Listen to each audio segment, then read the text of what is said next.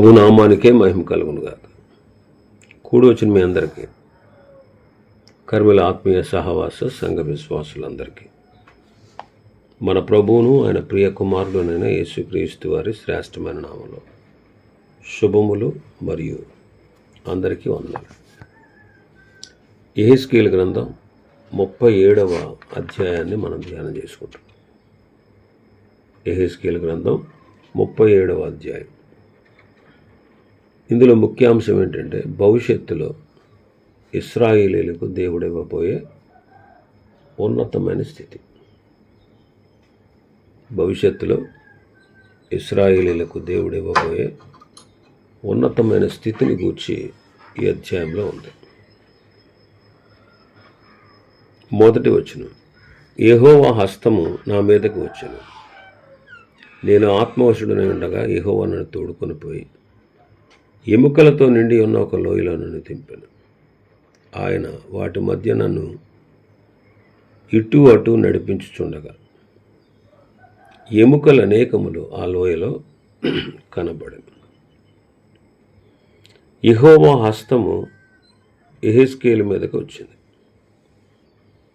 యెహెజ్కేలు మీదకి యెహోవా హస్తము వచ్చుట అనేది ఈ గ్రంథంలో మనం 7 సార్లు చూస్తాం.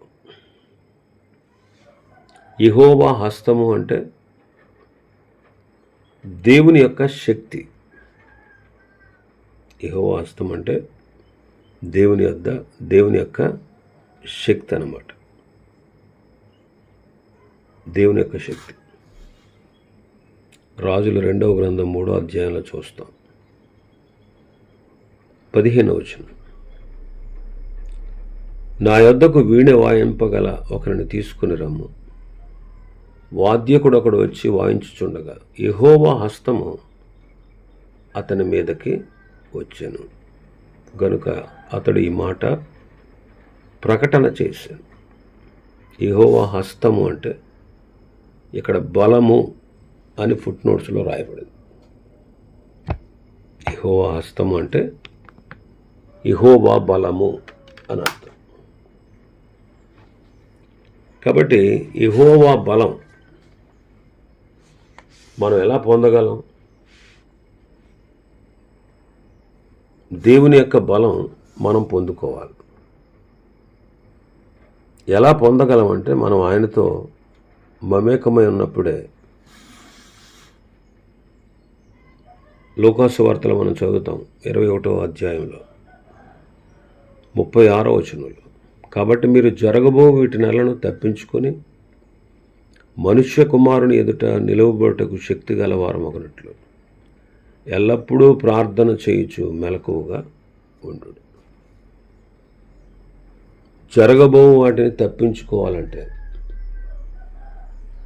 దేవుని ఎదుట మనం శక్తి గలవారమగునట్లు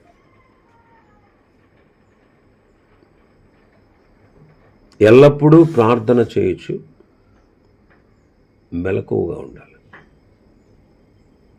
కాబట్టి దేవుని శక్తి, దేవుని బలం యెహెజ్కేలు మీదకి వచ్చింది. మనం కూడా యెహెజ్కేలు వలె దేవుని యొక్క బలము పొందాలి. దేవుని శక్తిని మనం పొందుకోవాలి. మనం కూడా ప్రార్థించి మెలకువగా ఉండే దేవుని యొక్క బలాన్ని, శక్తిని మనం పొందుకోవాలి. ఆయన శక్తి పనిచేస్తే మన ద్వారా అనేకులు రక్షించబడతారు.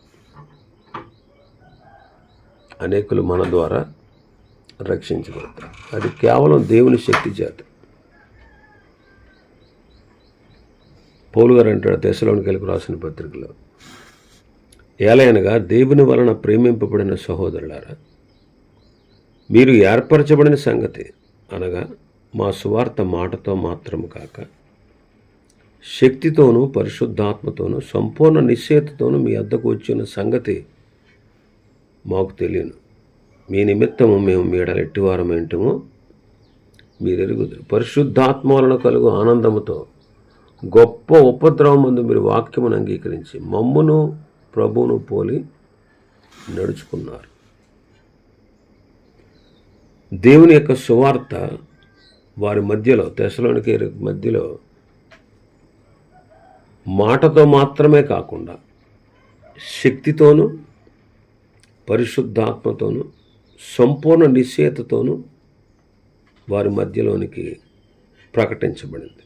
అందువల్ల ఏమైంది? గొప్ప ఉపద్రవమందు కూడా వీళ్ళు దేవుని వాక్యాన్ని అంగీకరించి రక్షణ పొందారు.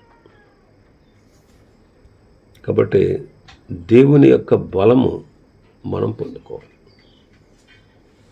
ఇంకా రెండవదిగా మనం చూస్తే అతడు ఆత్మవశుడై ఉన్నాడు. ఆత్మయందు నింపుదల కలిగి ఉన్నాడు. ఆత్మ ఏం చేస్తాడు? ఆయన చక్కగా నేర్పుతాడు, చక్కగా నడిపిస్తాడు. చక్కగా నేర్పుతాడు, చక్కగా నడిపిస్తాడు.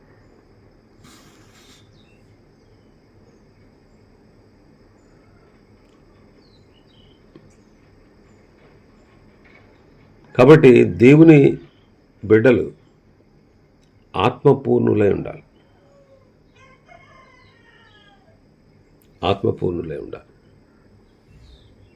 ఆత్మవశుడైనటువంటి శిష్యుడైన యోహాను పద్మాసు ద్వీపంలో ఆత్మవశుడై ఉన్నప్పుడు అతడు జరగబో సంగతులను చూచాడు. ప్రకటన గ్రంథాన్ని రాశాడు. కాబట్టి మనం కూడా ఆత్మ నింపుదలతో ఉండాలి. మూడోదిగా మనం చూస్తే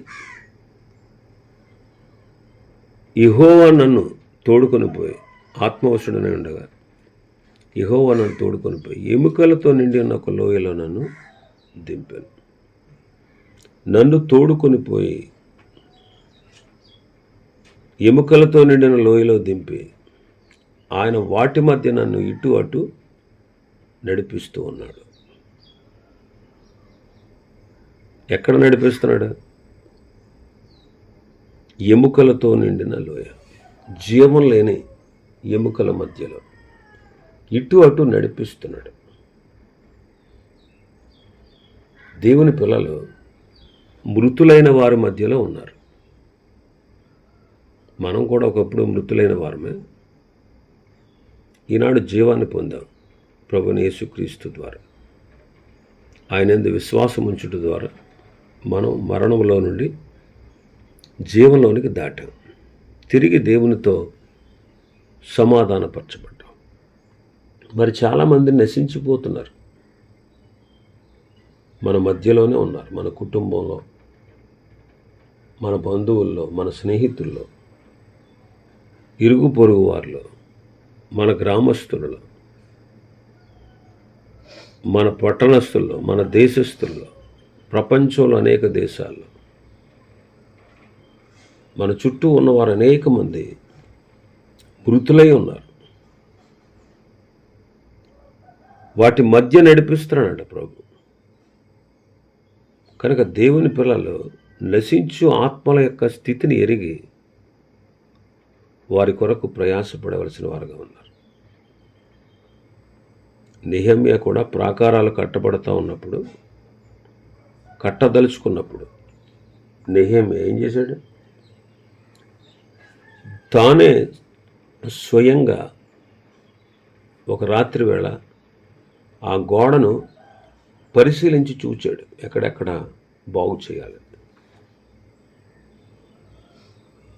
కాబట్టి మనం ఉన్నటువంటి స్థితిలో, మనం ఎక్కడైతే ఉన్నామో, మనల్ని ఏ కుటుంబంలో అయితే దేవుడు జన్మింపజేశాడో, ఏ జనముల మధ్య నిన్ను ఉంచాడు, ఆ నీ జనుల మధ్య, నీ కుటుంబం మధ్య నీవు నేను నశించిపోతున్నటువంటి ఆత్మల యొక్క పరిశీలన మనం చేసి వారి రక్షణ కొరకు మనం ప్రయాసపడవలసిన వారంగా ఉన్నాం. ఇక 4వదిగా మనం చూస్తే ఆయన ఏమన్నారు? ప్రవచనం ఎత్తి ఎండిపోయిన ఎముకలతో ఇట్లను, ఎండిపోయిన ఎముకలారా యెహోవా మాట ఆలకించుడి అని దేవుడు ఆ ప్రవక్తతో చెప్పినట్లుగా ప్రవక్త ఆ దేవుని వర్తమానాన్ని అందించాడు.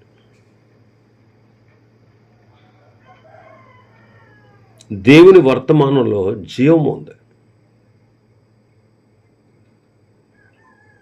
ఆ వర్తమానం దేవుని వర్తమానం అయితే అందులో జీవం ఉంటుంది. కొంతమంది దేవుని వర్తమానం పొందకుండా సొంత ఉద్దేశంతో ప్రకటించేవారు ఉన్నారు.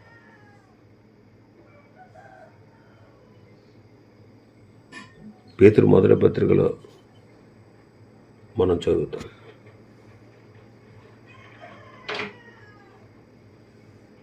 పరలోకము నుండి పంపబడిన పరిశుద్ధాత్మ వలన మీకు సువార్త ప్రకటించిన వారి ద్వారా ఈ సంగతులు మీరు తెలుసుకున్నారు. అంటే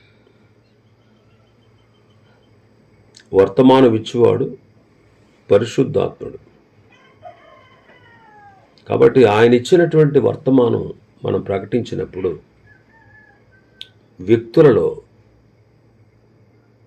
వారికి మార్పు కలుగుతుంది.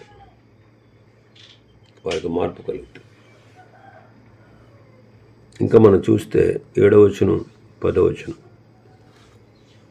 ఆయన నాకు ఇచ్చిన ఆజ్ఞ ప్రకారము నేను ప్రవచించుచుండగా అంటాడు.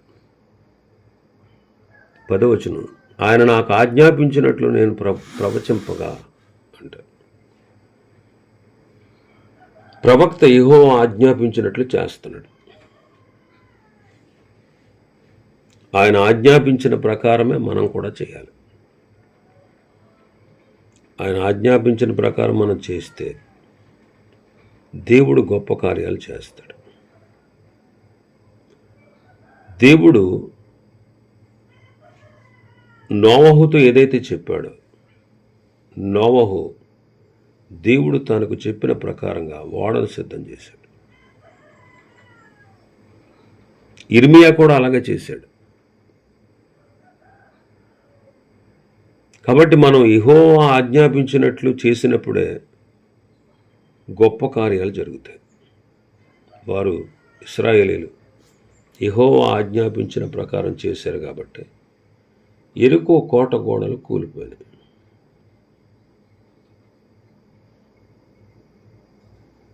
దేవుడు ఆజ్ఞాపించినట్లు చేశాడు కాబట్టి మోషే కాలంలో సముద్రము పాయలైంది.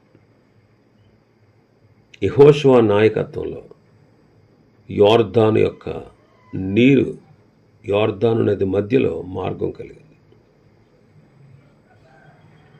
ఈనాడు మనం ప్రభువు చెప్పినట్లే చేయాలి.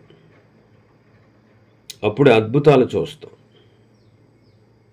శిష్యులు రాత్రంతా ప్రయాసపడ్డారు, ఒక్క చేప కూడా దొరకలేదు. కానీ ఆయన చెప్పినట్లుగా వల వేస్తే విస్తారమైన చేపలు పడ్డాయి.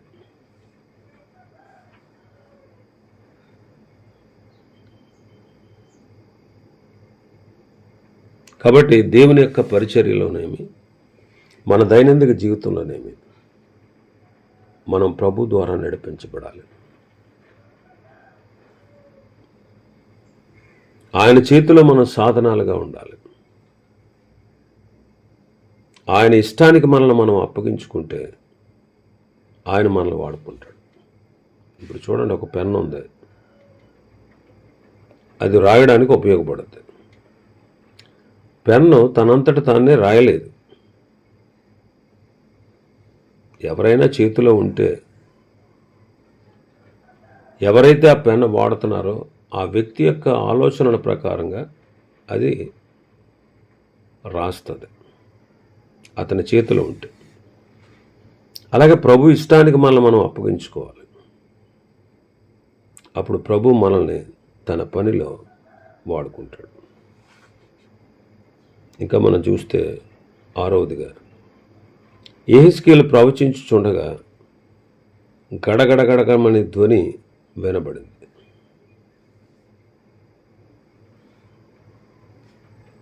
గడగడమను శబ్దము వినబడింది. 7వ వచనం, ఆయన నాకు ఇచ్చిన ఆజ్ఞ ప్రకారం నేను ప్రవచించుచుండగా గడగడమను ధ్వని ఒకటి పుట్టాను. ప్రవచించుచుండగా మోషే సీనాయి పర్వతం మీద ధర్మశాస్త్రము తీసుకుని చుండగా ఉరుములు మెరుపుల ధ్వని పుట్టింది.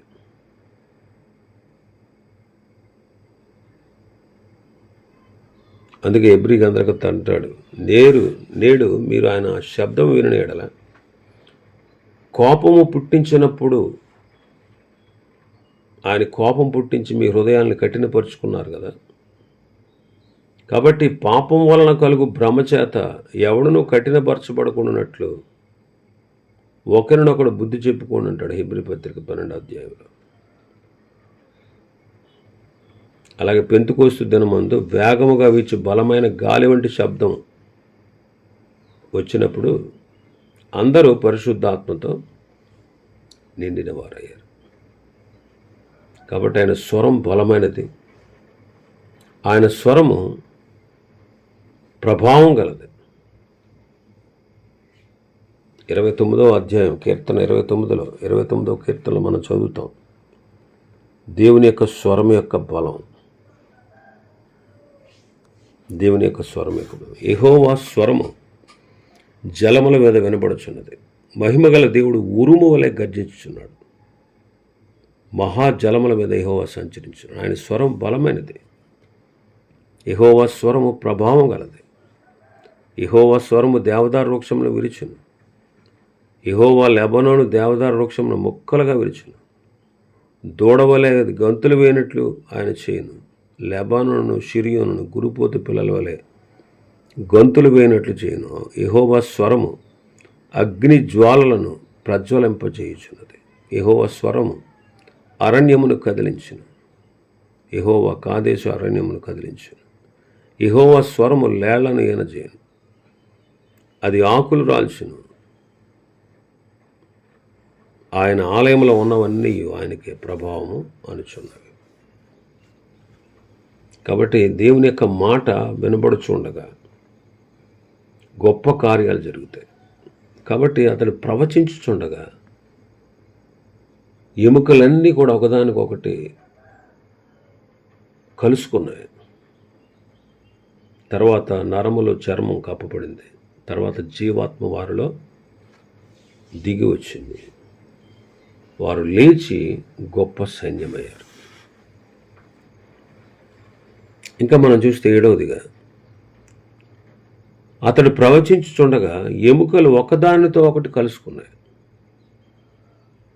చూడండి, ఆయన మాట ప్రకటించినప్పుడు ఎముకలు ఒకదానితో ఒకటి, అప్పటి వరకు విడివిడిగా పారవేయబడి ఉన్న ఆ ఎముకలు ఒకదానితో ఒకటి కలుసుకున్నాయి.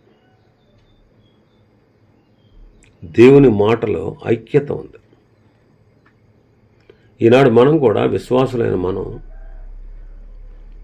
వాక్యమునకు లోబడుట ద్వారా మనం కూడా ఐక్యత కలిగి ఉండగలం. వేరువేరుగా ఉన్నటువంటి మనం ఒకటిగా కూర్చబడగలం. దేవుని ఆత్మ ద్వారానే ఐక్యత కలుగుతుంది. మరి ఆ ఐక్యతను కాపాడుకోవాల్సిన బాధ్యత ఎవరిది? మనదే. ఆ ఐక్యతను కాపాడుకునే బాధ్యత కలిగిన వాడు ప్రేమ కలిగి ఉంటాడు. ప్రేమ అనేకుల దోషాలను కప్పుతుంది. ప్రేమ క్షమిస్తుంది. ఇంకా సహనం కలిగి ఉంటాడు అతను. సహనం, అన్ని పరిస్థితుల్లో సహనం కలిగి ఉంటాడు. దీర్ఘశాంతము కలిగి ఉంటాడు.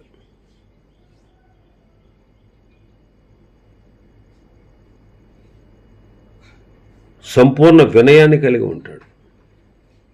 సాత్వికాన్ని కలిగి ఉంటాడు. అప్పుడే మనం ఐక్యతను కాపాడుకోగలం. కాబట్టి ఎముకలు ఒకదానితో ఒకటి కలవడం ఐక్యతను సూచిస్తుంది. కాబట్టి దేవుని వాక్యానికి మనం విధేయులమైతే ఐక్యతగా ఉండగలం. దేవుని వాక్యానికి విధేయత చూపకపోతే మనం మన ఇష్టానుసారమైన నిర్ణయాలు తీసుకుంటాం.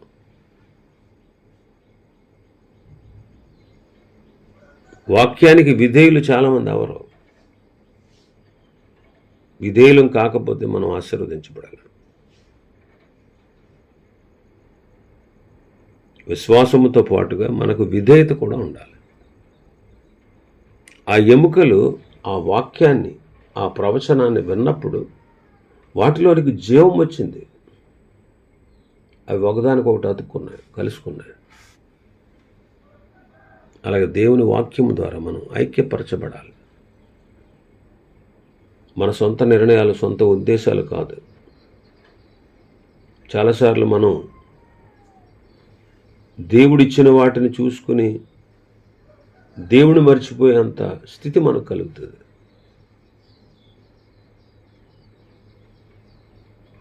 మన సమాజంలో నిలిపింది ఆయన.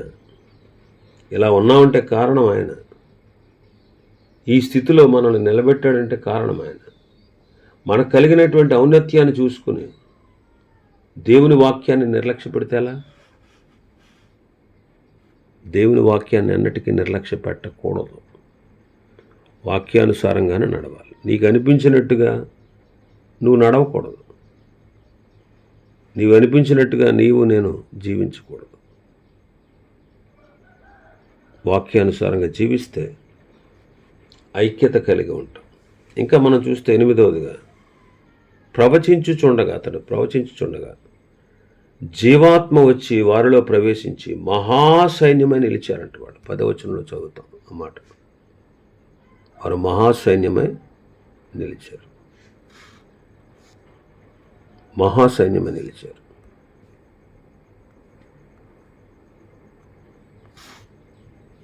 దేవుని వాక్యంలో జీవం ఉంది కనుక దేవుని వాక్యము నిరంతరము నిలిచేది. దేవుని వాక్యము విరివిగా బోధించబడుతూ ఉన్నప్పుడు అనేకులు నిత్య జీవాన్ని పొందుటకు కారణమవుతుంది. దేవుని ఆత్మ ద్వారా యెహెజ్కేలు మాట్లాడుతూ ఉండగా దేవుని ఆత్మ నలుదిక్కుల నుండి వచ్చి, జీవాత్మ వచ్చి కార్యం జరిగించింది.